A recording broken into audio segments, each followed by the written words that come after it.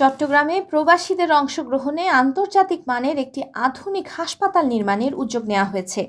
হায়াত life care নামে প্রস্তাবিত এই হাসপাতালটি চট্টগ্রাম মেডিকেল কলেজ হাসপাতালের পাশে প্রায় ৫৫ কাঠা জমির ওপর নির্মাণ করা হবে।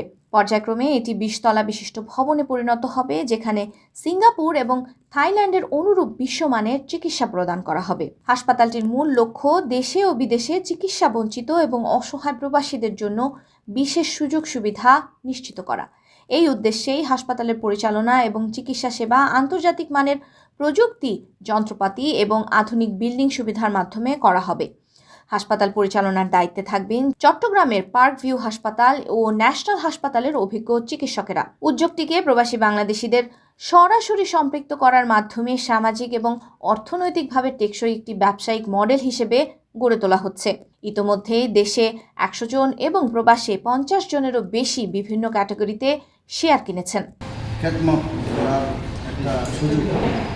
তো এই জন্য আমি বন্ধুবান্ধবকে সবাইকে ডেকেছি, আপনারা আসছেন, সাড়া দিয়েছেন, ধন্যবাদ। আপনার যদি ভালো লাগে ইনভেস্ট করবেন, কোনো জোর জবরদস্তি নেই, কোনো ইয়ে নেই, আপনারা যাচাই বাছাই করবেন সব কিছু। আমি যদি আপনাকে ডাকছি সেই জন্য আপনারা ইনভেস্ট করেন, তাই না।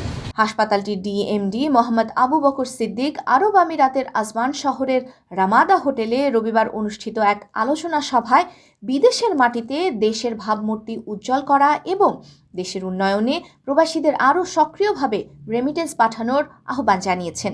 পাশাপাশি চিকিৎসা বঞ্চিত প্রবাসীদের জন্য অগ্রাধিকার ভিত্তিতে চিকিৎসা সুবিধা নিশ্চিত করারও প্রতিশ্রুতি দিয়েছেন। জন্য সুনাম নিয়ে আসতেছেন এবং প্রচুর ইনভেস্টমেন্ট এখানে করেছেন। আমরা চেষ্টা করব যেন মানুষ আজকাল ব্যাংককে চলে যাচ্ছে, ইন্ডিয়াতে চলে যাচ্ছে, ওইটা যেন না গিয়ে আমরা যদি সেবা দিতে পারি, আমরা যদি সেভাবে সার্ভিস দিতে পারি, কেন আমাদের দেশের টাকা বাইরে চলে যাবে। আলোচনা সভায় উপস্থিত ছিলেন আরব আমিরাতের বিশিষ্ট ব্যবসায়ী ও বিভিন্ন শ্রেণী পেশার প্রবাসী বাংলাদেশিরা। উদ্যোগটি চট্টগ্রামে আধুনিক স্বাস্থ্যসেবা ব্যবস্থার নতুন দিক উন্মোচন করবে এবং দেশের পাশাপাশি প্রবাসীদের কাছেও চিকিৎসা সেবা পৌঁছে দেবে। চিকিৎসা ও স্বাস্থ্যসেবার ক্ষেত্রে এটি দেশের জন্য একটি দৃষ্টান্ত স্থাপন করবে, যা দীর্ঘমেয়াদে টেকসই এবং লাভজনক হবে।